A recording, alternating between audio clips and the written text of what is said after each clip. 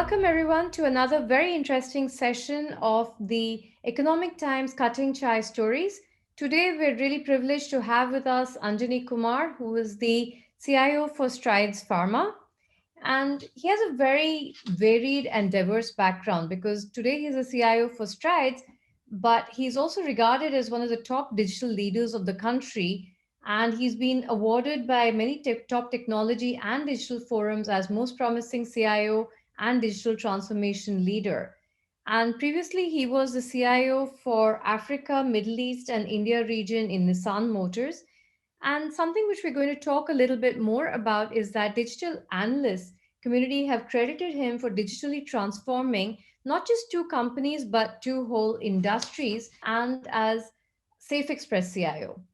And prior to joining corporate IT, he spent 14 years in consulting and technology services, including 7 years in the USA, and this was with IBM Global Services. He holds an executive certification in marketing and management from Kelly Business School and also a Bachelor of Engineering degree from NIT Rourkela. So, very diverse background, and we're going to talk a lot about what brought him to where he is today. And we'll also touch a little bit about the journey and what advice he has for others. And of course, we will also touch upon format. As per this format, we're going to talk a little bit about things that hopefully no one knows about him so far. So, welcome, Anjani. Thanks so much for joining us today. Thank you, Jesse. Really appreciate Economic Times and long time. Cool. So, that was an amazing introduction. So, I wanted to start at the very beginning. What made you decide to be an engineer?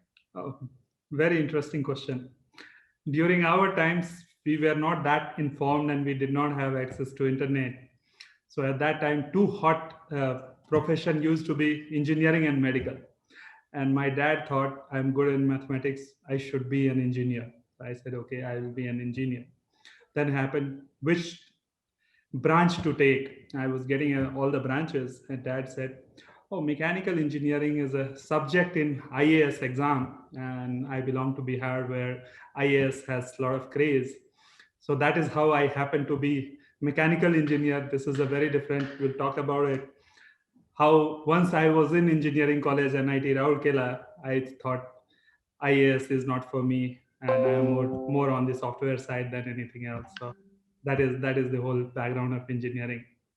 So, from IAS to CIO, so do you want to tell me a little bit about your journey? Because you've actually done a little unusual kind of things. I mean, you've done consulting and then you've done CDO, then you've done CIO.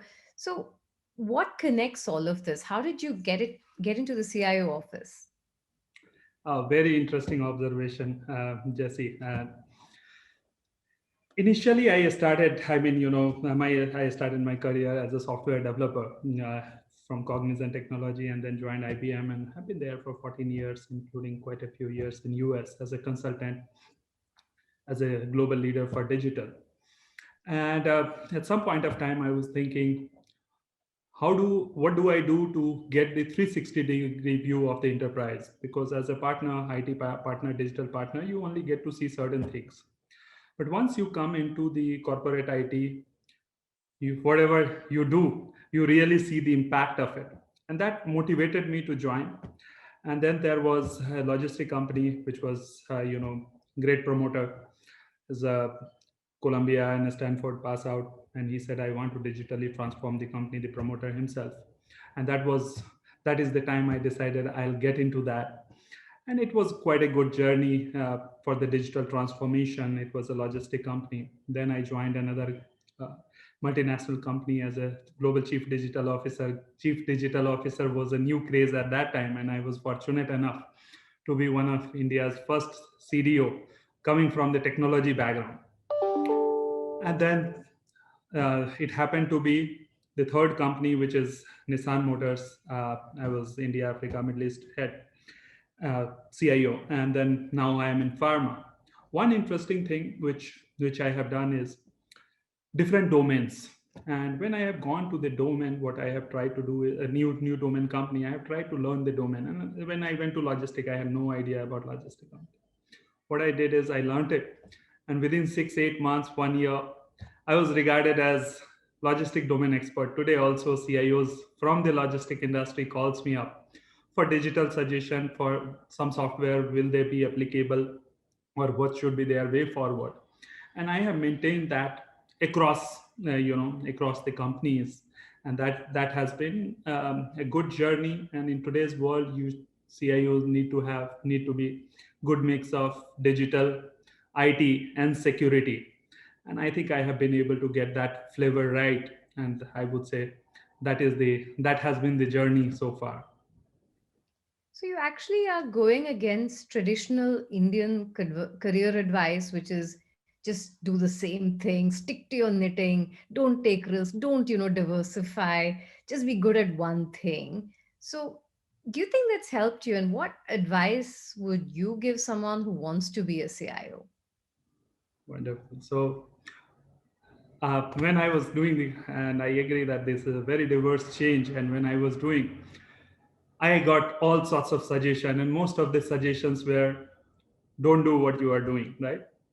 And it's just one life, and you've got to experiment with things, otherwise life will get boring. And that was the whole idea. Go it. What happens in the worst scenario? It won't work out. You can always go back. It's just that couple of years you'll go back, and couple of years in a bigger sense of career does not matter so much. So the your last question was what will be my advice to the budding CIOs, right? Yeah, Yeah. or anyone who aspires to be a CIO someday. Maybe today they're in IBM like you or Microsoft. What happens next? Yeah, I would say few things which you should concentrate on. One is the consulting skills, irrespective of even though CIO is an internal job, consulting a skill, because you do have a lot of internal stakeholders when you are becoming CIO. To get into some niche areas which will make you early career progression, and then you could be generic. There are a lot of people who become generic too early in the career, and then they vegetate, right? So that's number two. And number three is be very focused and don't hesitate to take risk. I mean, you talked about me changing companies after company, me changing from consulting to CIO, and I have seen a lot of people coming from consulting to CIO, especially in Western world. In India, it is, I think I have started the trend, and probably we'll see more. And we are already seeing. So these are the two three advices which I would give. So let me, ask you a slightly tricky question. So you're clearly kind of a trendsetter, and you have a high sense of curiosity. So how does that go down in the corporate world? And I want to ask you, what's the best and the worst conversation you've had with a CEO? You Oh, don't have to name the CEO. sure. So best conversation, of course, you remember. I mean, you remember best and worst both. Best is definitely one of the company where we transform not just the company, and it was also the industry. And the CEO, he hears from his peer CEO, he hears from his other industry colleagues, hey, what are your plans? What are you doing? So he made the comment, we have truly become digital, because not only I am seeing it, our customers are seeing it, and our competition is also seeing it. So this was the, I mean, nothing could be as good comment as that, right? Worst comment, uh, I wish probably I won't be able to quote the worst comment which I remember. I will say one of the worst comments, and it was like we were in certain situation, and CEO's comment was, no matter what, first we need to get out of it, then we will figure out who did it.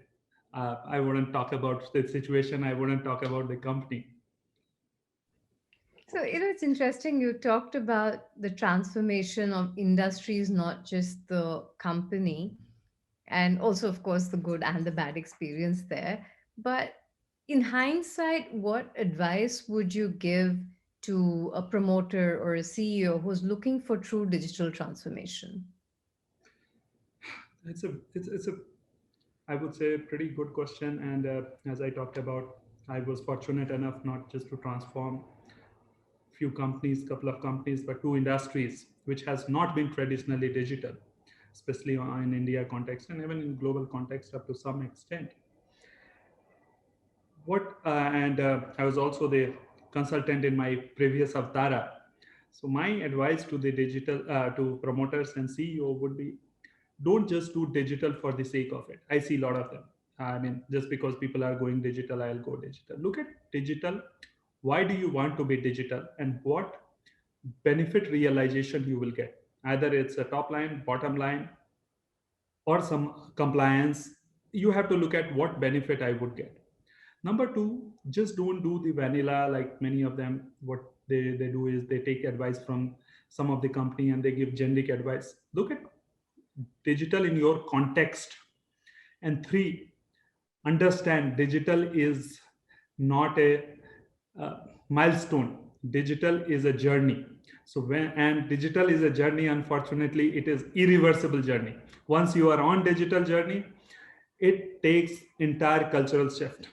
And once you have moved people to that culture, and if you want to come back, unfortunately, it is one way.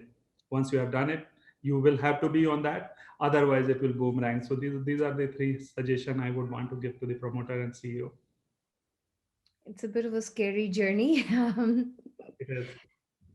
Um, so in cutting chai stories, we like to mix things up a little bit. So I'm going to give you an even bigger platform, not just an industry. But if you were the CIO for India, what would you do? Oh, that's a very big role. I'm hoping tomorrow somebody will offer me that role. Well, they might be looking at this segment. So yeah, it's a, you know, if I have to do it, what I have been doing for the companies I will do at a much bigger scale. So one of the things which I would want to do is the digital economy, which our prime minister has already achieved up to some extent. I would want it to take it to next level. That is the first thing I would want to do. Second thing, which India has good more than 50% population below 30 years age, educate them at a higher level, skill them at a higher level, and make India what IT we are in. So make India similarly in digital and AI and cyber security. That area is a, I would say, low hanging fruit. It's just that we are not giving enough attention. The third one would be what we are doing for the global world, which is enabling people with the IT do the same thing with the same passion for Indian companies. And fourth and last thing would be is create a good cyber defense and AI capabilities for Indian products. And in that cyber defense, even if you have to use defense offense mechanism, don't hesitate. So these are the few things I would want to do as a CIO of India, my dream position. I think a lot of people have heard that. That's good. Next one is kind of connected but not the same. But let's say that you had a magic wand and you could do social change using technology. What would you like to do? I mean, see, there are a lot of social change people would like to do. One thing which I would be, again, being a CIO CDO, uh, sky is the possible, a lot of the time we think sky is the possibility, but I would be pragmatic. I would say one thing where I would want to do is, even though there are a lot of social medias, right from Twitter to LinkedIn to Facebook, I see there is a really lack of one platform where academia, industry, politicians, and students and general people could come together and exchange the ideas. A lot of good ideas, but it doesn't get into the next phase. So getting the right ideas, filtration, and prioritization, getting it implemented, where we are able to do the biggest changes in the social fabric of India. And that is one thing which, if I get a chance, I would definitely do that. So I'm going to put you on the spot. All this while we've talked about you as a technology person, as a CIO, that hat. But let's go back to, the days when you were looking at IAS and mechanical engineering and all of that. And if you hadn't become a CIO, what would you have wanted to be? Oh, that's an easier question. to answer, right? Of course, if I wouldn't be CIO, I would be in consulting, which I was doing 6 7 years back. But the job which I would love to do it is more of a marketing strategy expert. And wherever I have done, I have gotten little opportunity in bits and pieces, or even for IT or digital, I have done decent job. And that is one job which, if you ask me, if I wouldn't be CIO, I would be probably doing marketing as a strategy for the marketing for global operations, probably. Okay, whenever you're ready, let me know and we'll welcome you to the dark side of marketing.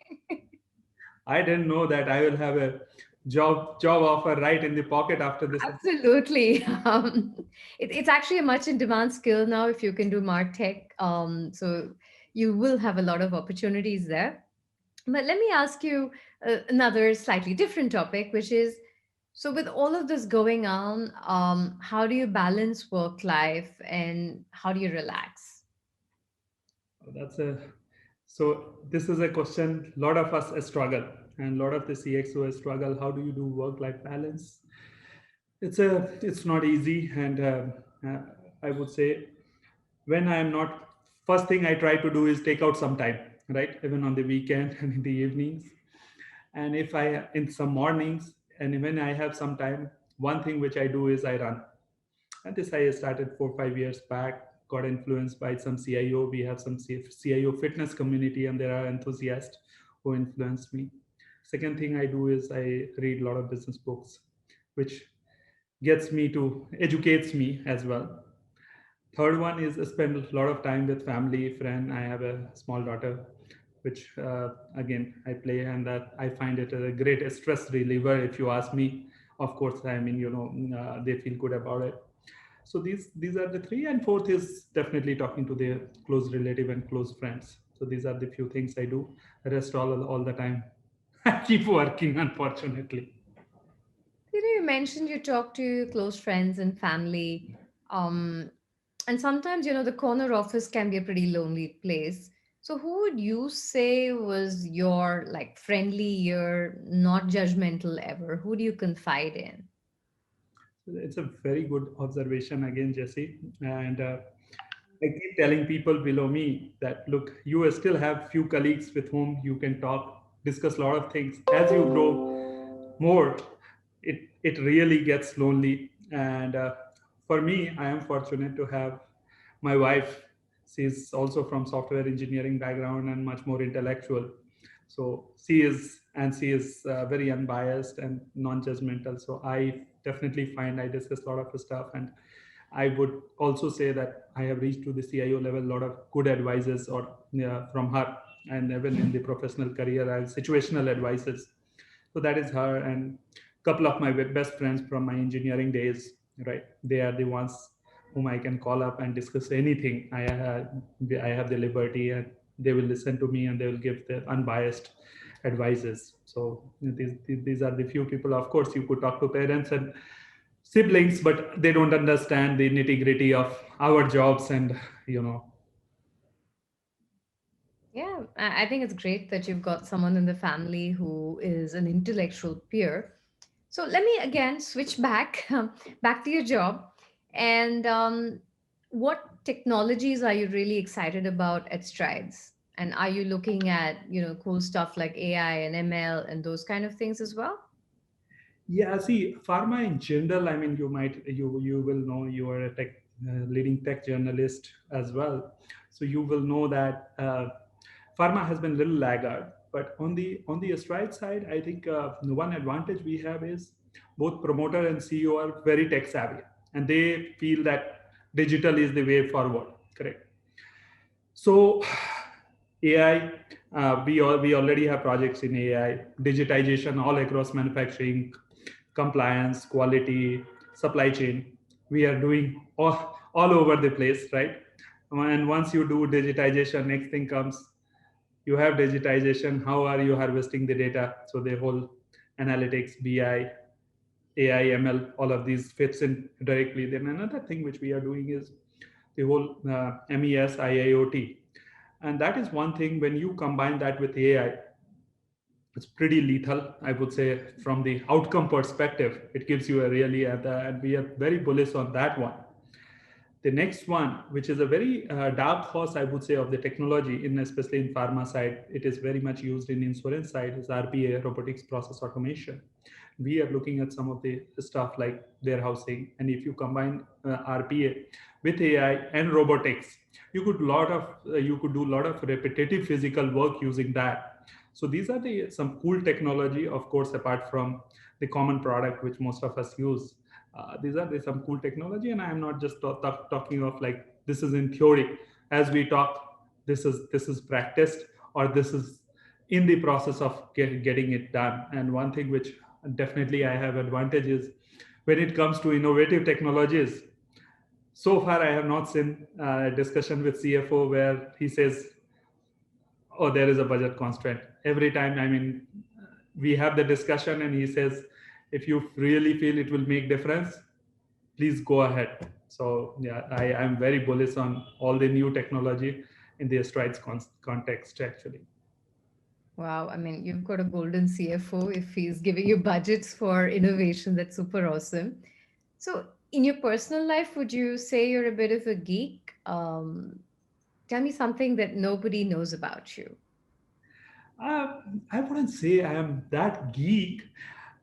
What I do in tech, basically the digital and technology space, is trying new things, right?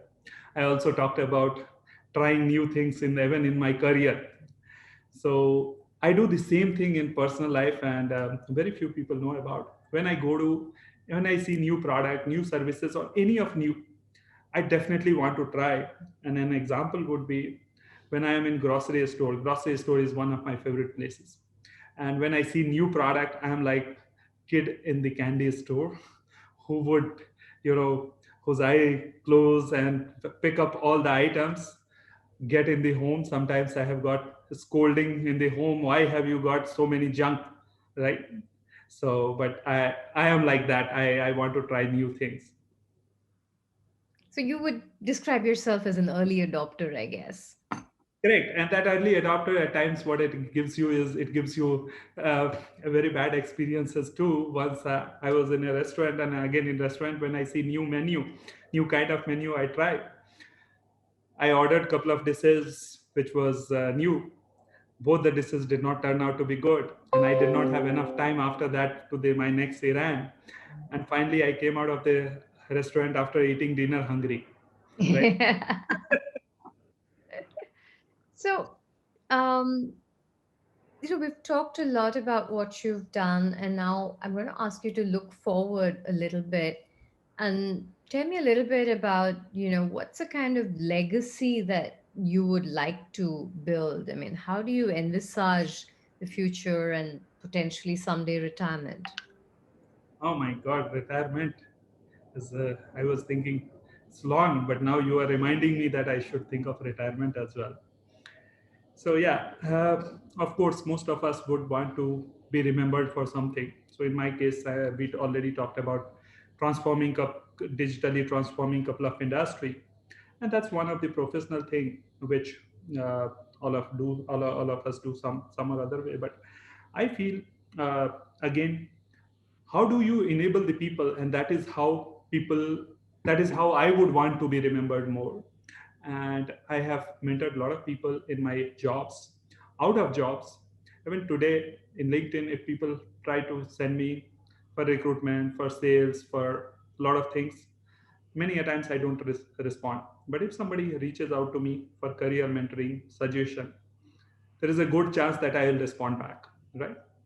So this is one thing I would, by the time I retire or potentially retire, I would want to say at least 200, 300 people who has benefited with my advice, with my career counseling. A lot of CIOs who has called me up out of the blue, who has asked me, this is where he is stuck within the career choices. Might be sometimes I'm talking to him for the first time, right?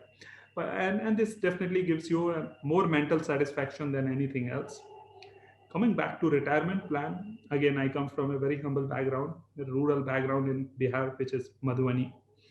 I would want to go back at some point of time, enable people, so give back to the society what has made me whatever I am today, and do that selflessly, right? So that would be my dream retirement, and I definitely am heading towards that now. Everything at the end, we'll see whether I can make that happen.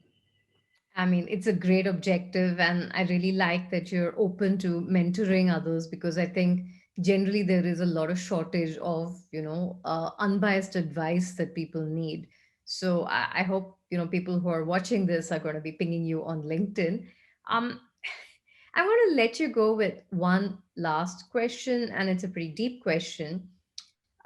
What advice would you give your 25-year-old self?